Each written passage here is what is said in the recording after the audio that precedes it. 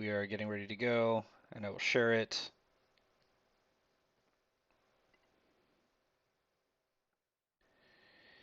All right. No, not end stream.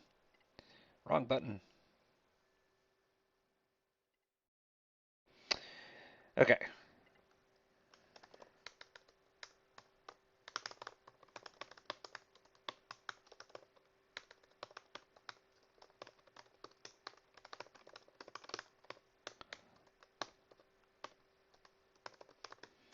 Okay.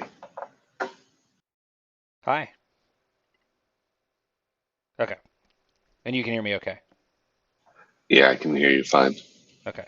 Let me check levels. Can you talk one more time on the... Hello, hello, hello.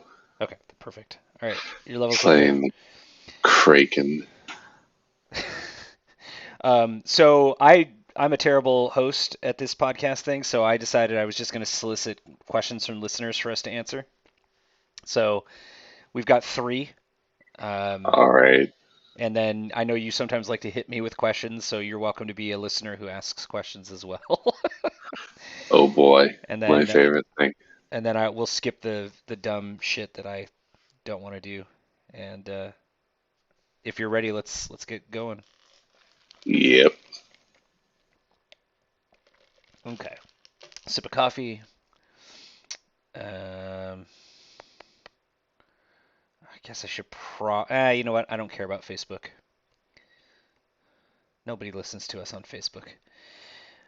Okay. One more sip. All right. I'm starting the recording. Hello and welcome to Circling the Cup San Jose Sharks podcast. You've probably just noticed already that this is not the normal host voice. I am Ben, standing in for Alex, who is off doing something silly, probably.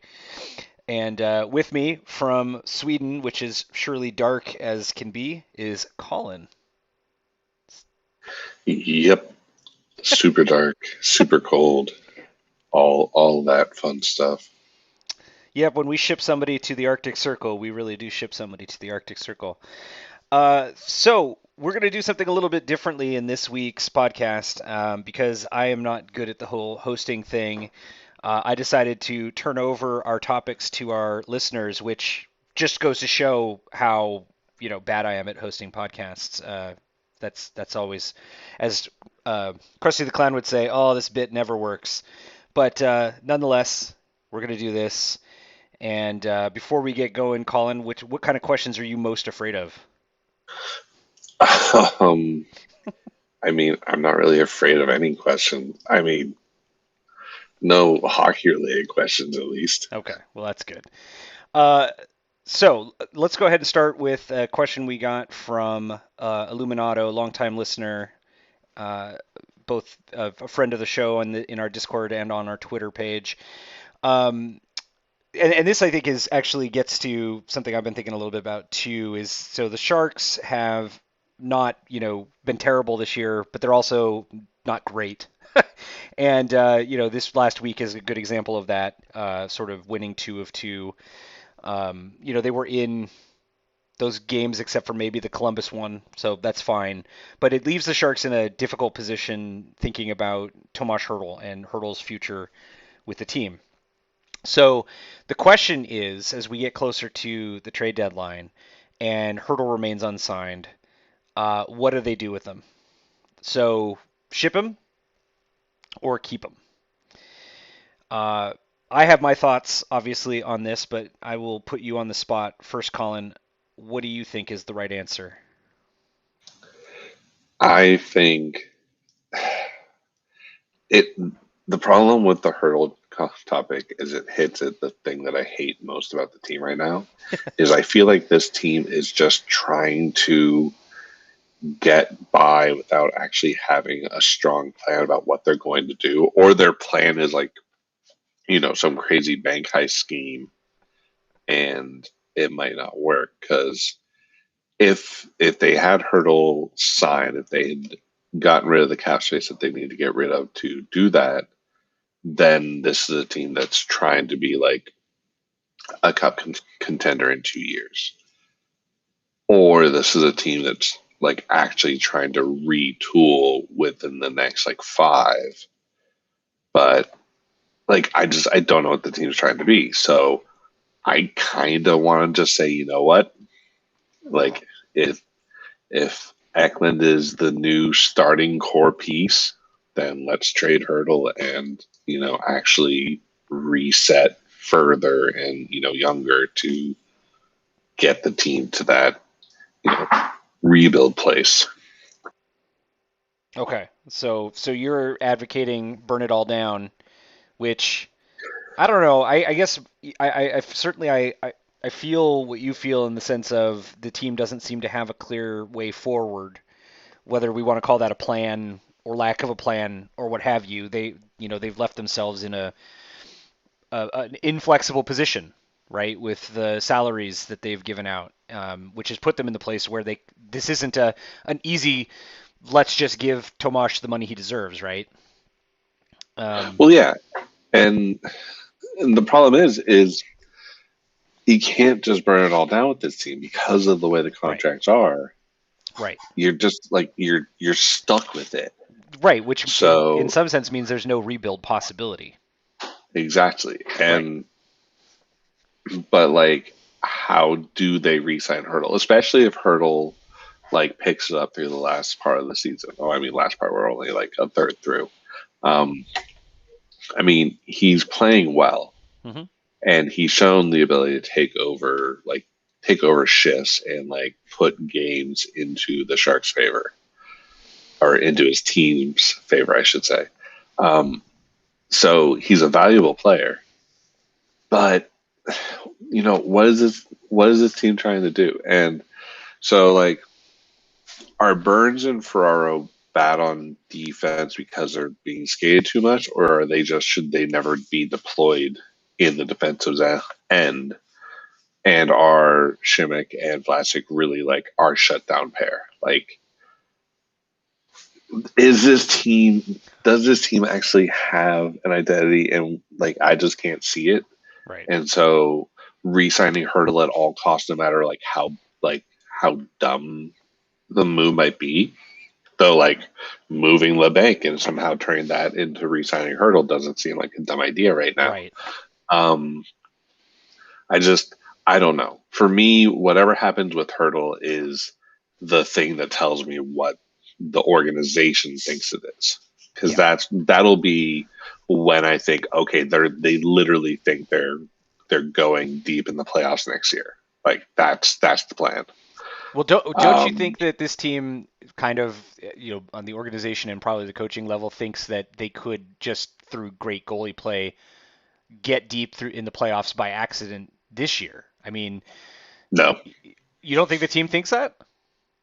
I I'm not I talking about I us mean, rational actors. I'm talking about, their driving force for what they've been doing to this point, which has been I feel largely improvisational, right? Like I mean, on what day of the week is this? Like a sober Monday, or is this like a relaxed whiskey Saturday that we're asking this question of them? I don't know, and that's why the Hurdle thing gets to it, because if they re-sign him, then they're going for it, and Eklund better be playing the full season next season, and I don't know what they're going to do to shore up the other things, but it's showing that they're all in again, kind of. yeah, I just If don't they think that move him, then I was gonna say I just don't think the team has ever not considered themselves, going for whatever they can get, and both because as we've seen, an unsuccessful Sharks team does not bring people into the seats, which is real bad for the finances. Um, and they feel so pretty driven by the whatever effort they can make to get to the playoffs, right? all right. So before you weigh in on this, I'm Hmm. gonna add the modifier to the question. Do you think there's a scenario where Hurdle walks away and we get nothing? Oh, I mean, sure. I mean, so here, let's lay out the challenges for listeners to, signing Tomas Hertl. So he's currently making somewhat under $6 million a year, and that's way under what he's probably worth on the open market. I don't know if it's if he's a $10 million a year guy uh, or for another team, but I don't think he's a $10 million a year guy for the Sharks. Um, obviously none of us can know for sure what Tomas is willing to give up to stay with the Sharks, right? So I'm not sure what his next contract projects to, but you've got to imagine that he's asking for either Logan's 8 million or slightly more than Logan's 8 million. Logan's having again a really good year, and we're all very fortunate for that, given that he makes $8 million and is essentially biblically aged. Um, so that's what you really have to contend with is the Sharks don't have the cap space to get to that $8 million number, and if he wants more than that, then they really don't have the cap space, right?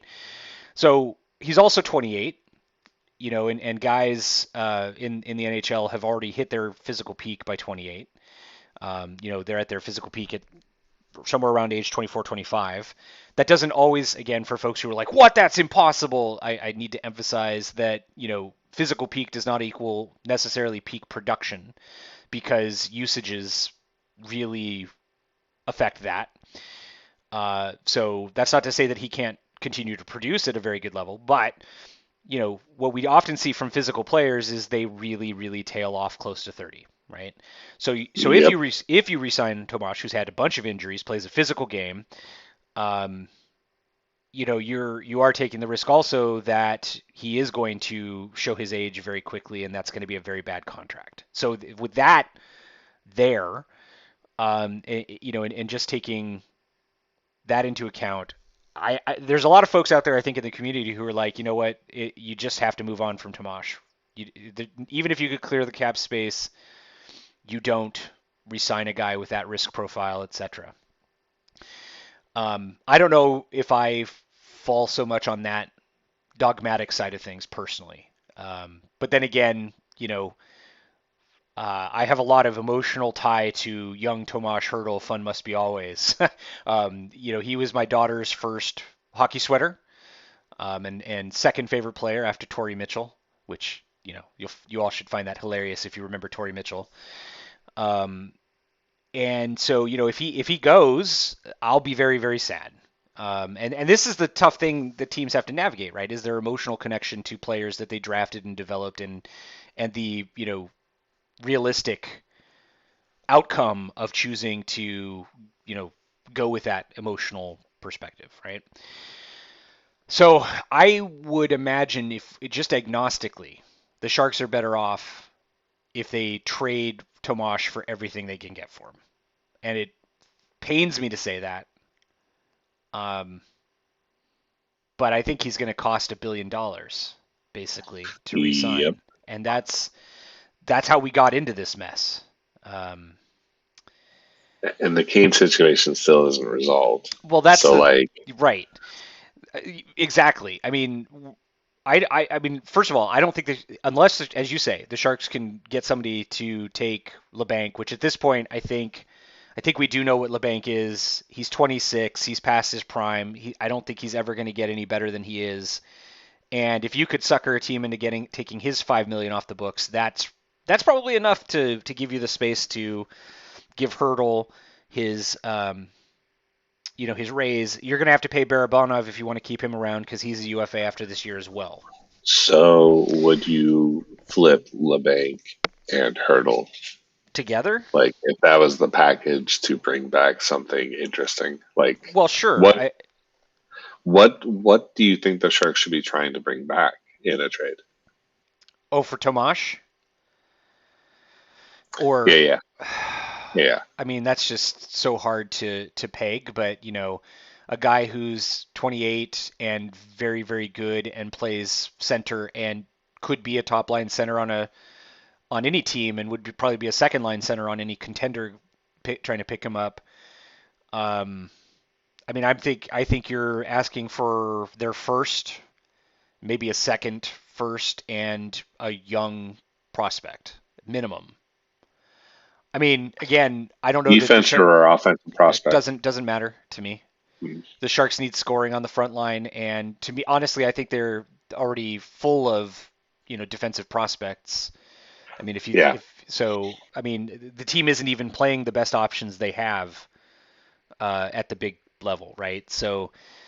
Um, so I don't care as long as it's justifiable and young and under contract and cost controlled. Because that's what if you're flipping Hurdle, the problem is what the Sharks are going to run into is teams know that the Sharks will have to move on from Tomash. So they aren't necessarily going unless they can get people into a bidding war for Tomash. And of the players on the Sharks team that probably could you know drive a bidding war, I mean Hurdle's probably the only one.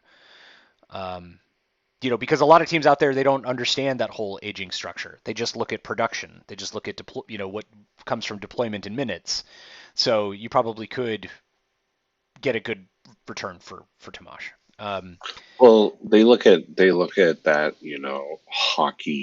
hockey guts and grit too. That like getting into the tough areas, the playing hard, the pushing to get back to the bench on your change, like all that grit and guts and determination stuff. And I mean, yeah, there are times when he's been overshifted that he'll play a little slow.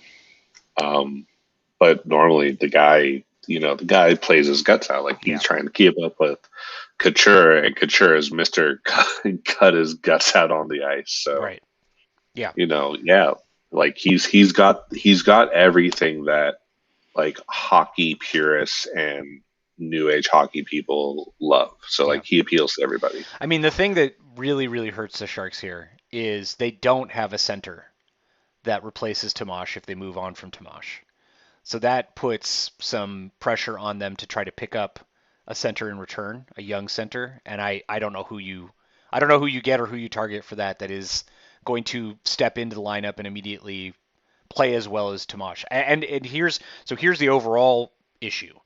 So I think, again, realistically, and without a plan to shed cap space to get Hurdle to re-sign here, you have to move him. I don't think the Sharks will move him because I think the Sharks will be trying to make the playoffs to try to drum up revenue.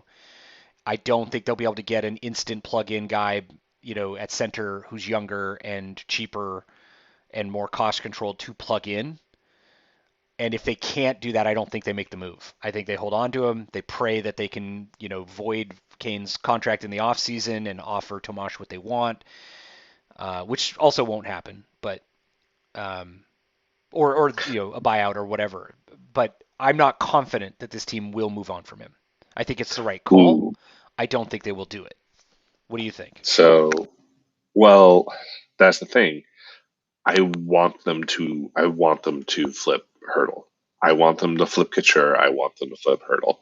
Um, like I figure you have to somehow build around Meyer with Eklund coming in, and as you say, like we have to rebuild our spine, and Yeah. that's not easy.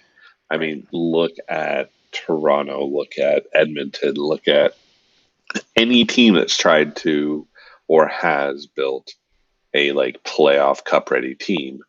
You have to build down the middle first. You have to have that Mm-hmm. middle depth. Mm-hmm. So, and that's exactly what we have to trade away to sort of That's recenter towards like the Eklund prime window.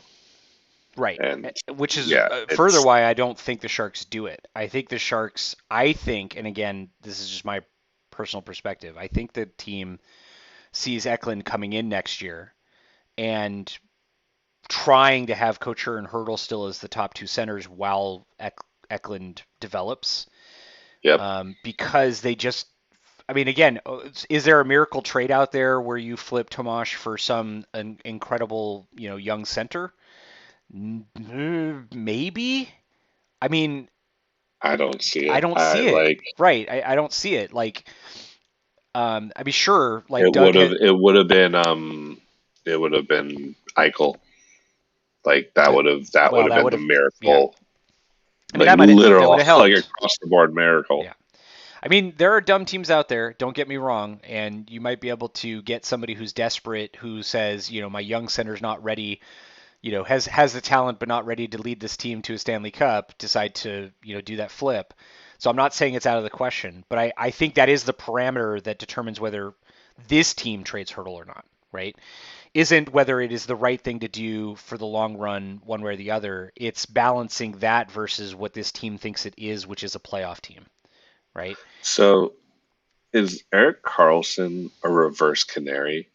Like the healthier and better his game, the worse your overall team condition is. Well, Like the funny, more right? worried you should be. Him and Meyer both, right? They're having like just killer years, and the team is just so. I mean, again, the team is a middle of the pack NHL team, but yeah, their outlook for what they can do to fix their current problems is certainly concerning. Well, I mean, Meyer, we're still getting the full picture. Like it feels like there is untapped potential there, and there's more to be seen. Carlson, we've seen the top of like the peak of his career, and like, sure, maybe he suddenly just becomes one of those, like what Pavelski's doing now, where he just keeps going, and it's shocking and amazing, but we sort of seen the peak of Carlson, and the peak of Carlson has been on really just sort of dog shit, hopeless teams that get run because he just goes nuts. Um, and that was in a league that couldn't keep up with him, and now we're in a league that can. So it's like, Carlson's doing really well. That must be bad. Trade hurdle. Yeah.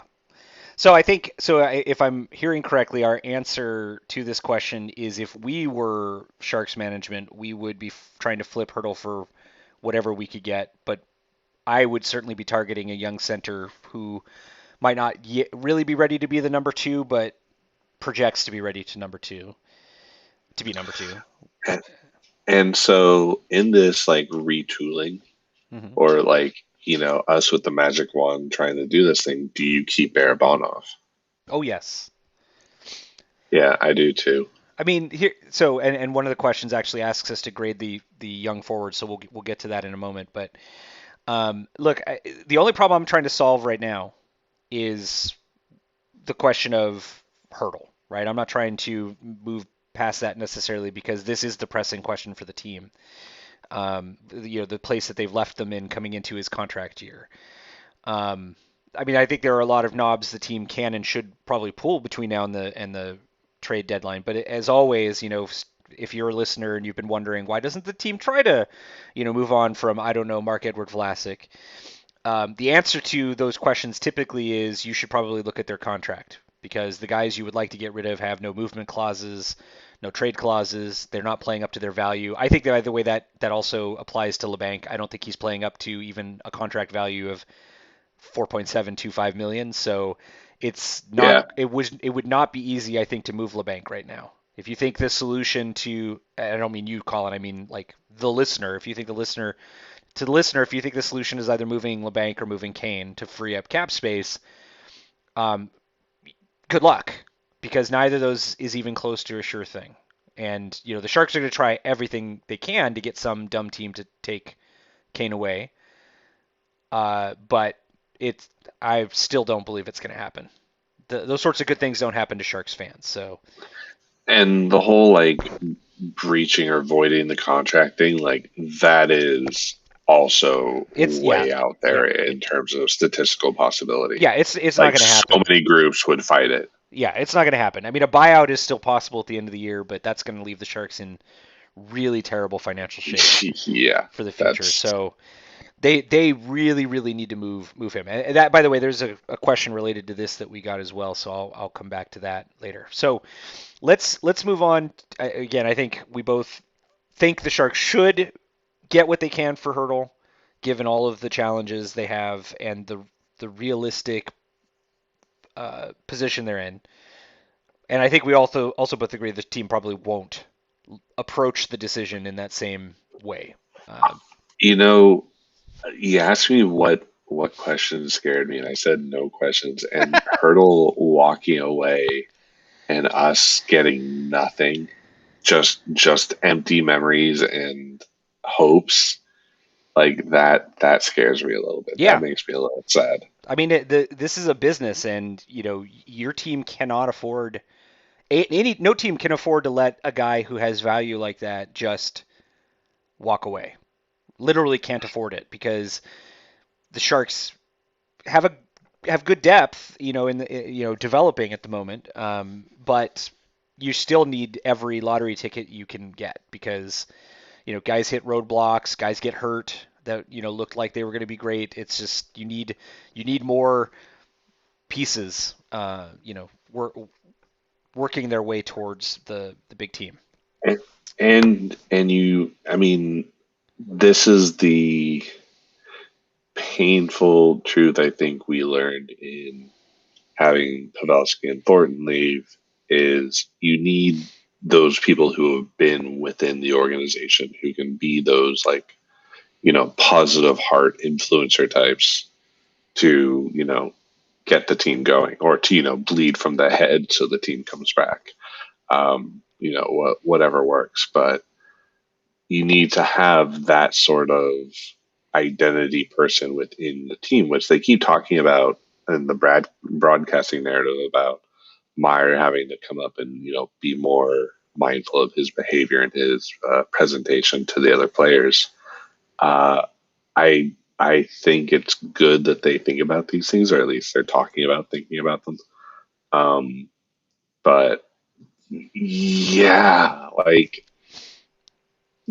if the miracle trade is they trade Couture to somebody, like, oh my god, that would be the happy day. Well, the thing But again the is thing, Logan yeah, has a no, modified no no, trade card. yeah, Three yep, he can choose three teams, so Logan's not going anywhere unless Logan really wants yeah, to go somewhere. So I, yeah, yeah. I think we can set that aside as a thing that's not going to happen. So the question we got that Here's a question though. Do you think Couture like really wants to win a cup, or he just really wants to go and like play hockey, get hit in the face with shit?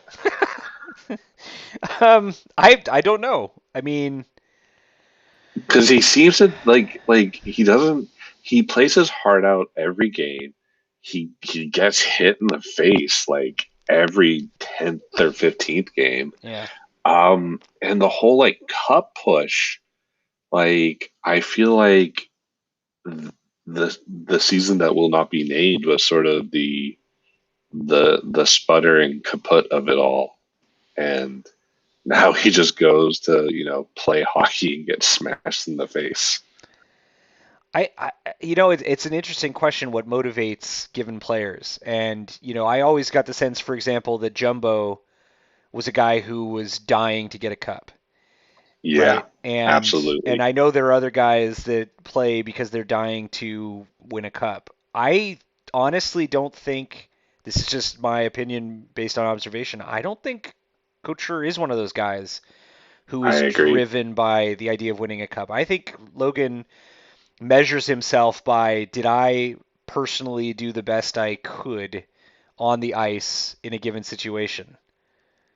Which Um, is a great mentality to have. And like, if he's just going out there saying, "Did I do the best I can?" and that's where his happiness is coming from, yeah. good Well, I for don't. Oh, him. he's not Like, happy. Don't get me wrong. oh yeah, no, no, no. He That no doesn't one who bring him. takes that much to That never brings him happiness. We all know Logan is not a guy who is a happy dude. But no, but yeah. I mean, I understand what you mean. Like if that's what gets his motor going is trying every night to be his best, his own personal best. It's a blessing and a curse, right? Because there's an argument to be made that he might be better off not taking pucks to the face, or and he doesn't sell out as much as he used to block pucks, true. which I think is good because I think he takes years off his playing career every time he takes a puck to the groin or the leg or whatever. Well, I mean, just the dude has to think about his 50s too. Yeah. So yeah, I don't think Couture is motivated by that. I think that Couture signed here to play here and just be what he is. But Yeah, so that's why I say I don't think that's the solution. So let's move on to the second reader question, which is related to both Kane and Hurdle. So the question that was asked of us is, and this was a question by Douglas on Twitter, and I know he's listened live to us a few times. Um, the question is, if we were able to move Kane, would any Kane trade give us enough space to sign Hurdle? Now, to set the stage for that, Kane is making $5.8 million a year to play on the AHL team at the moment. 5.9 really if you round up. And there's no way anybody who trades for Kane is going to eat that whole salary because as we've talked about in prior podcasts, anybody who trades for Kane has the Sharks kind of over the barrel, right? Because they can offer a trade that looks just slightly better than a buyout, and the Sharks kind of have to take that. So I would expect personally that any Kane trade, if it happens, and I don't think it's going to happen, is going to give us probably about a little bit less than half of his salary in cap relief. I think the Sharks will have to retain about three. I think Yep. So is $2.875 million of cap space enough to sign Hurdle? The Sharks do currently have some cap space, but I think factored into that is some cap relief you get from Kane playing down in the AHL. Yeah, it's 7 million is his actual salary in the NHL. Right. So we Uh, get oh, I gotcha. I three and a gotcha. bit back. Right, that makes sense. So yeah, we get like 2.2 back or 1.2 in relief. It looks like that sounds right. Um, so yes, you're right. His cap hit is 7 million right now. He's only hitting 5.825, so we're getting about 1.25 in relief at the moment. So I'm sorry. We may have to retain as much as four of that to move him. Um, is $3 million extra enough to give the Sharks the wiggle room to sign Hurdle? Maybe. Just barely. I mean, a $3 million raise gets Hurdle up to about nine. And again, I think more so, I think it's possible that that's enough to sign Tomash. I think that, I have always felt that Tomash wants to be here and wants to continue to be living in the Bay Area and playing for the Sharks. I think that, the team has stood by him through injuries, etc., and always given him his job back. And I think that helps with player loyalty. Um, so I could see, but man, $9 million a year for a 28-year-old who's on two reconstructed knees, and who knows what the term looks like. That's a question that just scared me. So how do you feel, Yeah. Colin? Well, that's the thing is, the player will hurdle will want like 8.8 for 8 years. Like that's what he will go for because that's the retirement ticket. Unless he somehow thinks he's going to just have a shockingly good season next season and just sign a bridge contract somehow. Um, so he'll be going for 8 years. I wouldn't want to sign him for more than four. Yes. Um, so I mean, I don't know. I guess you settle at six, but Oh, here's a question. like I would prefer to cut money off if I had to go longer. Would you, not that the Sharks could afford this, but would you go 4 years, 10 million each?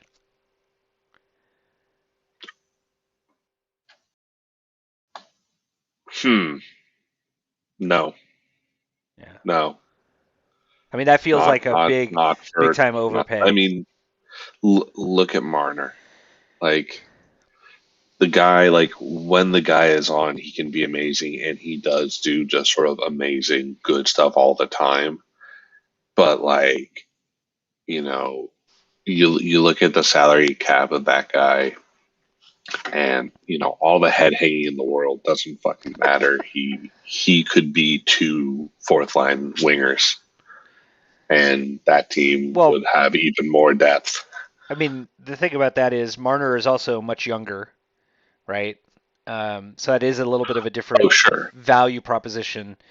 I mean, you're right though in that the Maple Leafs, particularly with Marner, like they're paying him, I'm trying to find his exact contract here. Um, so yeah, so he's making 11 million a year. He's 24 years old. He plays wing, so it is a different comparison too.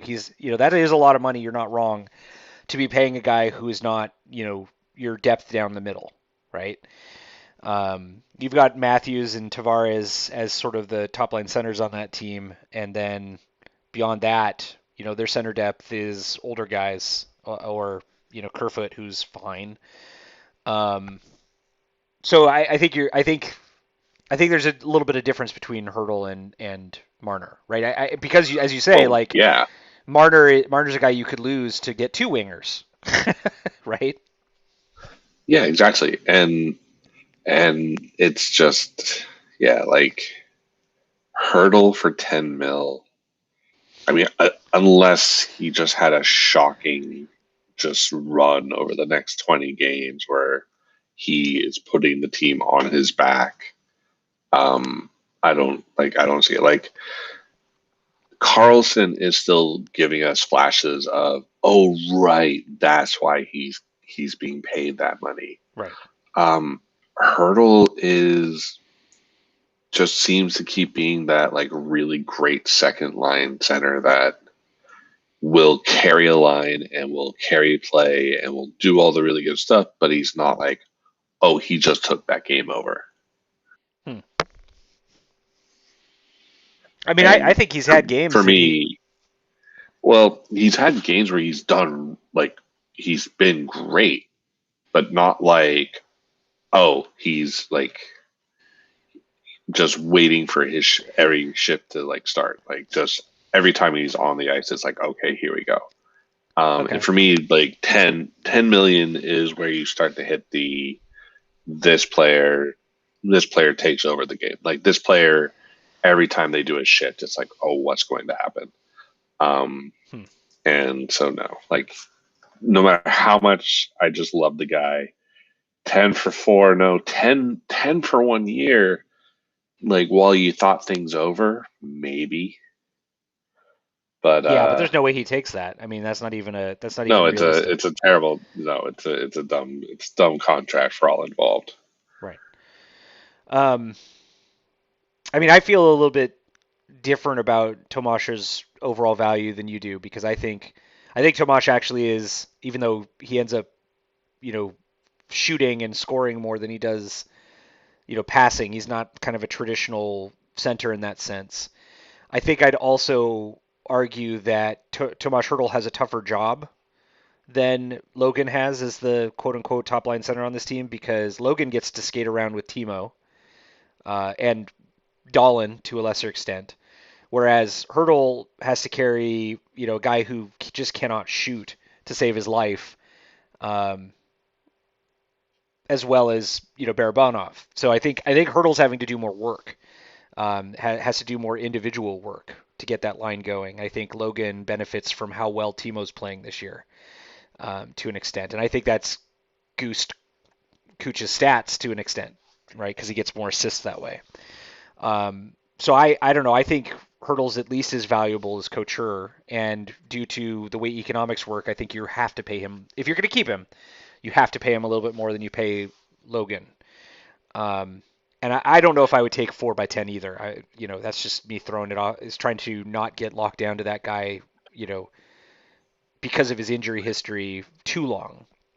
Yeah, Um, well, like in but I also, 8 by 6 scares the absolute shit out of me too, right? Six yeah, years, $8 million, because that just is another Couture contract. And again, I, Couture is playing very well, but we are very lucky when a forward, at the age of 32 is continuing to play as well as Couture does, right? That's not well, yeah. a great contract overall, Seven especially. by six, 7 by 6, I would take. I don't think he does that. I mean, I don't. I'm not saying whether or not he does it. I'm Yeah. saying Okay. that Well, that would be a well, fantastic.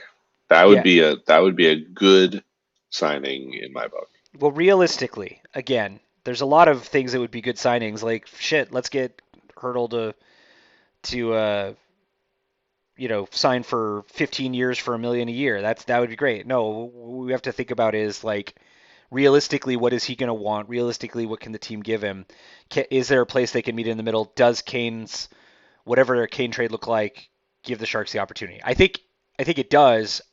Again, I'm skeptical that Kane will be moved. I'm also, I mean, I think if we think about what's most likely to happen, I think the Sharks are going to want to keep Hurdle, like I said, because I think they're playing for the playoffs. I think that they're going to do everything they can to move Kane or some piece to try to get cap relief to try to re-sign Hurdle. Um, but I don't know if any of that stuff will work. I think So they're. you're saying they flip a coin on hurdle walking, and we all hope it comes up with I think that's what the team does. I honestly do. oof, I don't think it's the ouch. right decision, right? Like as we've talked about, but I do think it is what the Sharks do. I need Alex here to make it happy again. This is just sad. Okay, well, if we want to be happy, so let's move on to our third reader question for the day. So our listener question. Um, so our next question is from Illuminato again, and Illuminato asks the question: how would we grade the young forwards on this team that are up with the team or have played with the team this year? And I think that's a great question. So first and foremost, let me talk about who I think we should talk about here because we spent a lot of time talking about Timo. Let's not worry about Timo. I think we all agree that LeBanc is having a rough year. Let's not worry about LeBanc. Nick and so Benino and Cogliano, they're not young. Screw them. Barabanov is not young, but he is young to this team, so I think we should talk about Yeah. him. I think we should talk All about right. Weatherby. I think we should talk about Gadjevich. I think we should talk about Gregor.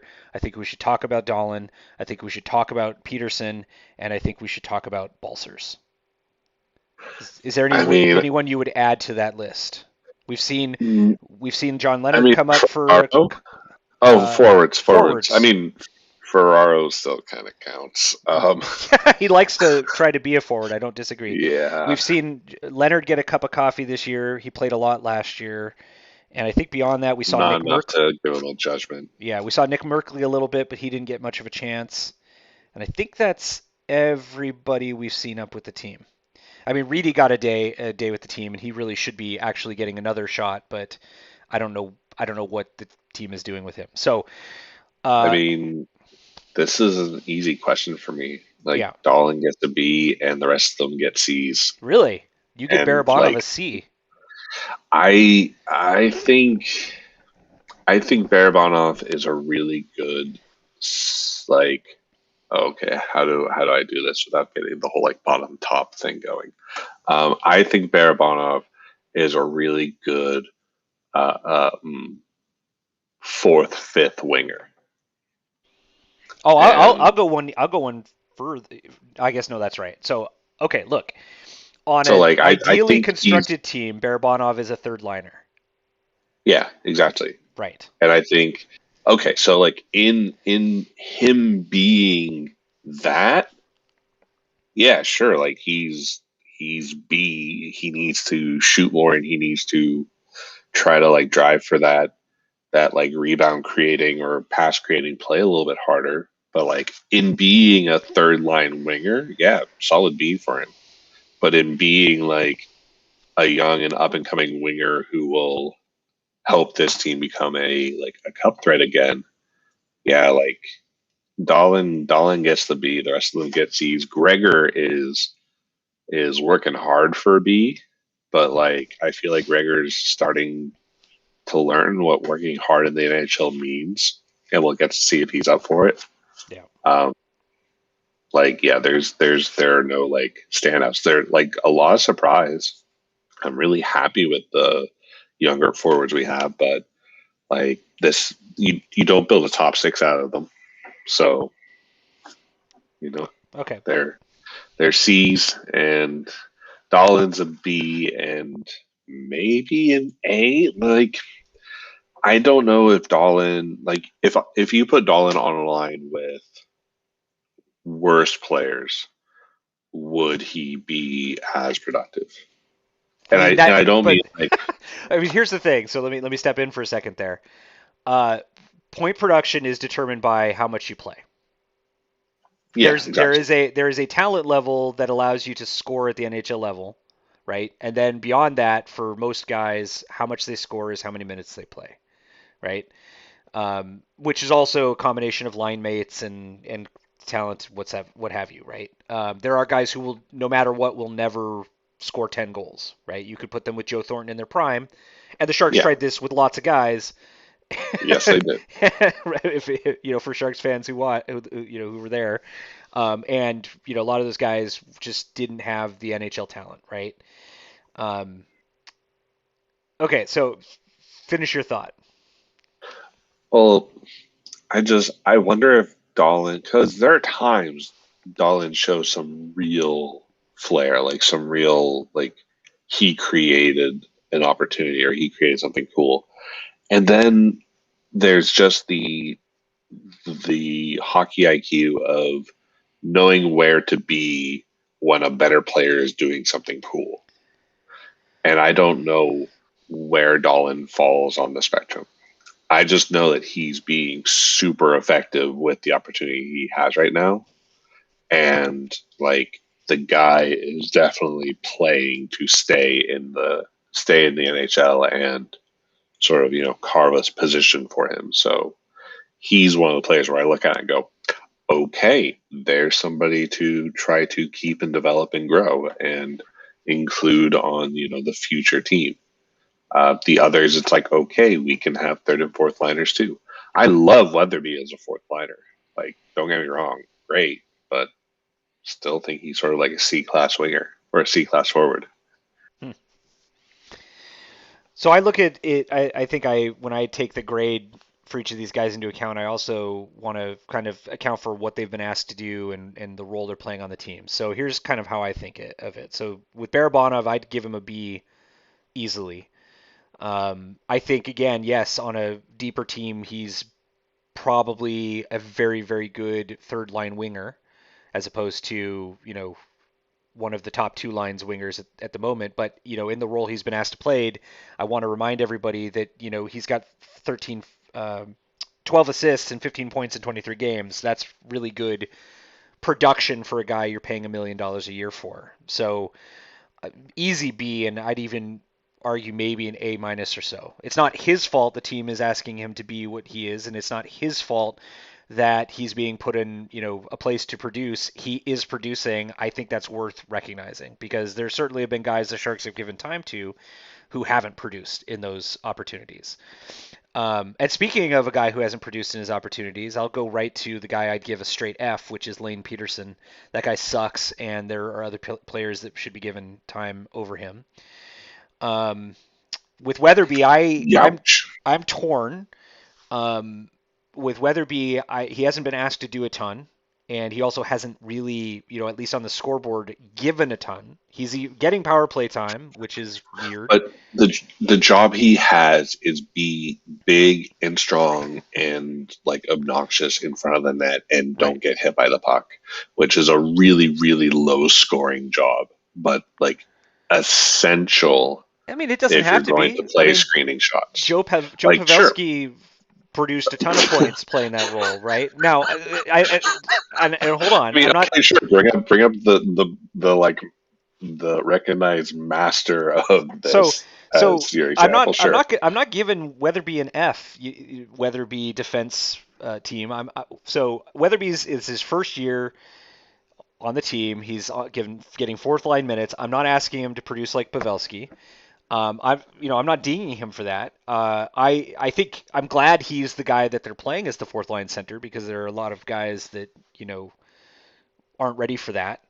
Uh, and him getting the opportunity to do it is good. Um, I think his shooting percentage is poor, so I don't think he has great shooting talent. But we'll see. I give him a solid B for what he's been asked to do. And he's been given opportunities to again get points. They're playing him on the power play. I don't think that necessarily is a good thing, but you're a it is what much it nicer is. boss than I am.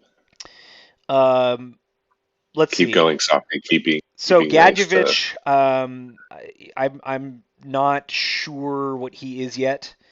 Um, I'm leaning towards he's not very good. But we'll see. From the eye test he seems fine, but he's not producing. He's also in a similar position to Weatherby. He's just being given fourth line minutes, so it is what it is. Gregor, I think, has shown real flashes of being ready to be, again, top nine guy. But I'm going to give him an incomplete for the moment because he's kind of been bounced around, and I want to see him for a couple more games before I make a call. But I'd be leaning towards probably a B minus for Gregor. And Dahlin, I feel similar to Barabanov. It's not Dahlin's fault that he's been deployed with very good players, and at least he's produced fairly well with very good players, and he's at least a B plus for me. He and Barabanov have played about the same number of games and are producing about the same number of points per game. They both have pretty good shooting percentages, so they're getting shots from good locations. Um, I'm happy giving them Bs, even to A minuses for what they've been asked to do, particularly because they're providing that stuff pretty cheap. And there's Well, a bunch of guys on the team who are not producing at all, making way more money than them, right? So sure, but like the number of contract years for all these players as well, it's like, okay, let's I like Timo's story right now because okay, sure, Timo's not in a contract year, but he's showing meaningful growth and like showing a sort of consistency shift to shift, game to game. And he's in, the end tail of a contract. So like maybe he's playing the tactical long game, I don't know. But I I like good performance in the middle of contract. Sure, Barabana was signed to a 1 year contract, I guess, so mhm. not his fault. Maybe that was all that was offered. So I'm this is sure that's all that him. was offered.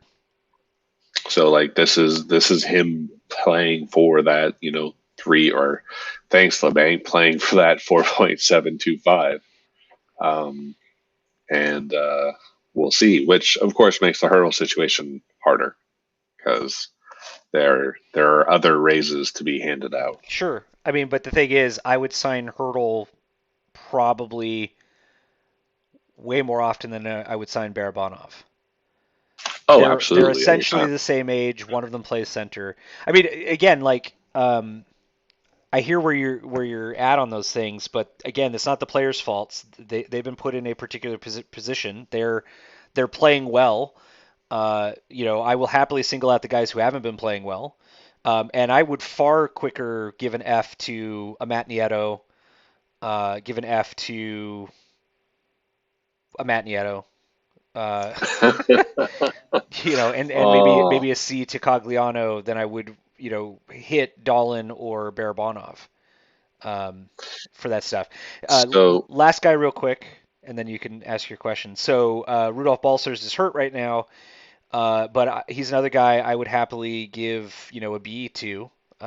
He's playing a half a point a game pace. His shooting percentage is god awful, and so pretty yeah. likely to go up at some point if he just keeps getting shots. So I think when he comes back, he's got a chance. He's got some points upside in his game because he is not a career 5% shooter. Um, his shooting percentage bounces around a bit, but he's closer to a 10% guy. So that suggests he will rebound towards a higher shooting percentage as the year goes on. Though I'm not sure how long he's out. So hopefully he's not out that long and gets to come back and play. So yeah, So I think for the most part B's at least, and so nice. C's for Gadjevich and F for Peterson, basically. Yeah, okay. I can roll with the F for Peterson. Um, like I have to look for him when games are happening. Like I don't even notice him until Randy calls him out. It's like, oh yeah, right. Peterson's playing cool. See, I I notice him guess he because did something. I notice him because he's wearing Mike Brown's number 18, and so All right. I can't help but see that guy when he crosses into my vision, and my vision goes red immediately. Um, You should get that looked and, at. and then I remember it's not Mike Brown, and then I'm fine. Um, No, I yeah, just it's it all comes back to what this team's trying to be for me, and it's why it's like these watching some of these games, it's like, yay, we did this thing. Who really cares? Because I want this team to not make the playoffs. So, it's so confusing. But it's great to have good goaltending. That is one thing I will enjoy.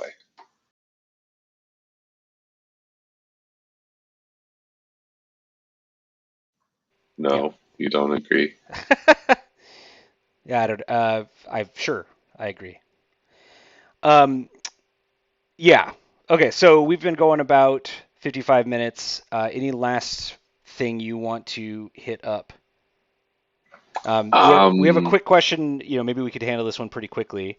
How do we feel about Hill's progress since we saw him a bit over the last couple weeks? I still like him as a goaltender. Um, I think there's a lot of upside still left to be had. Plus, goaltenders can develop over super crazy like career paths. Uh, I'd like to see him settle down a little bit. I think. Like I really, really like that he's paired with Reimer. I really, really hope to see some Reimer calmness and just sort of craftsmanship form out of Hill. So I think Hill is. I like him, and I hope to see him continue to improve. And I really like Reimer. I feel like Reimer is just, yeah, like he's a craftsman goaltender. He goes in, he does the work. He builds his win, and then he goes and gets his paycheck. Um, and I think Hill having more Reimer in his style would be good. Yeah, I think that's boy. Reimer has just been insane. I don't understand how he turns into Martin Brodeur when he plays for the Sharks, but it's he's been unbelievable in for the Sharks. Again, small sample size, he could fall apart. Who knows? But he just seems to. I don't know. He just seems to show up for the Sharks. For Hill, I definitely agree. I think there are things Hill could probably learn from Reimer or any really strong goalie. I mean, Hill still bothers me because he likes to run out of his crease in really very strange, stupid Yep, situations, yep. and He likes to be wild. he definitely needs to calm down. I think maybe that's what you mean. When you say he should be more like Reimer, he just needs to calm down, right? Yep, Um, exactly. I think that otherwise over the last four games, I mean, Hill had a game where he gave up three goals and yet was still kind of incredible, right? Yep, Playing against Calgary, where Calgary very much should have won that game, and I think Hill really kept them in it, as did to an extent, the team being able to kind of limit really dangerous shots at times. They had trouble with the Flames. They were lucky to win that game, but I think it showed what Hill can do. As I've been saying, like the thing that killed the Sharks over prior years was that they knew that goalie behind them was not stealing a game. And if anything, he was handing over games left and right. And I think even though Hill has bad games, like undeniably, it's a game. It's not like a four-game stretch where the Sharks give up the goal, the first goal in the first well, 45 seconds of the game, right? he has bad periods. Like he'll, as you're saying, like he will. Oh, and this is the thing that bugs me is Reimer will make the save, and then Randy will be like, Hill tucks it away now to give it to the ref. It's like, wait, no, wait, who's in goal? Yeah. Oh, he will. Small thing. It was bugging me during the replay today.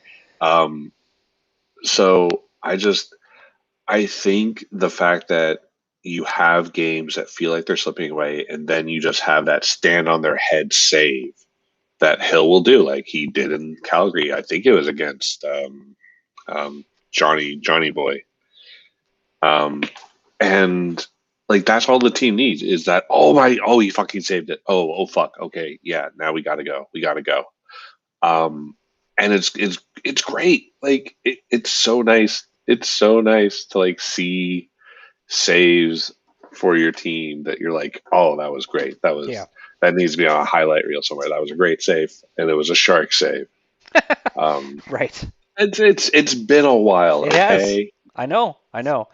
I mean, we had a guy for 4 years who could not stop a breakaway to save his life, and we constantly watched other teams' goalies stop breakaways, and could only I ask. blame I blame LeBanc not back checking on Jones not stopping things. um, yeah, so I think that I think that Hill has played very well. I mean, he's been bringing his save percentage up, all week. It wasn't in a good place to begin with. He hasn't been perfect, but I think he shows flashes of being at least a league average goalie. He's not there yet. He's got progress to make to be a league average goalie, and I want to see more. I think obviously goalie plays voodoo.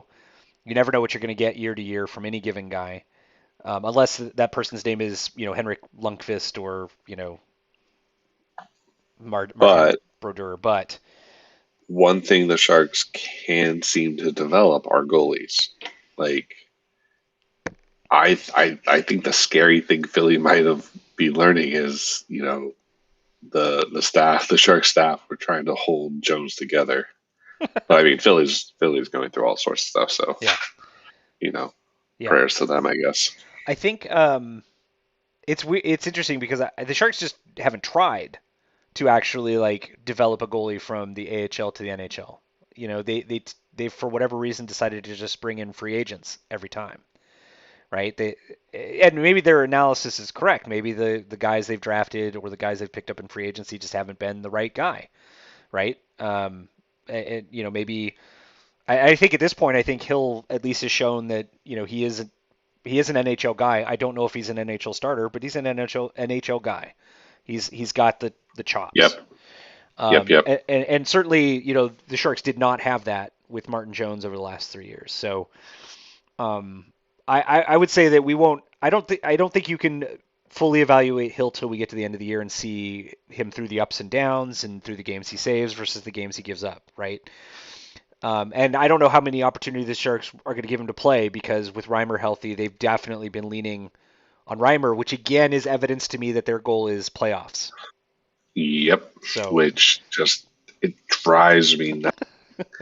It I want to see my team win. yeah, I want to see my team celebrate.